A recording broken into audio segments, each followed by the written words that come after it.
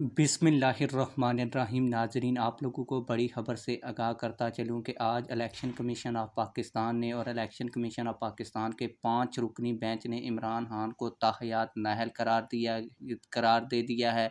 आप लोगों को आज की इस वीडियो में ये भी बताऊंगा कि मुकम्मल फ़ैसला क्या आया है, उनको किस कानून के तहत ताहयात नाअहल किया गया है। सारी चीज़ें आज की इस वीडियो में डिटेल के साथ आप लोगों को बताने जा रहा हूँ। लेकिन वीडियो शुरू करने से पहले आप लोगों से एक छोटी सी रिक्वेस्ट है, अगर आपने अभी तक हमारे चैनल को सब्सक्राइब नहीं किया तो जल्दी से चैनल को सब्सक्राइब कर लें ताकि आने वाली नई वीडियोस आप लोगों को बर वक्त मिलती रहें। आप लोगों को बताता चलूँ कि इलेक्शन कमीशन ऑफ पाकिस्तान ने स्पीकर असम्बली के रेफरेंस पर इमरान खान को नाअहल करार दे दिया है और उनकी जो सीट है इसको भी हाली करार दे दिया है और अब इस सीट के ऊपर दोबारा इलेक्शन होंगे। आप लोगों को ये बताता चलूँ कि इलेक्शन कमीशन ऑफ पाकिस्तान के 5 रुकनी बेंच ने मुत्तफ़िका फ़ैसला जारी किया है और वो ये है कि इमरान खान साहब ताहयात नाअहल हो चुके हैं।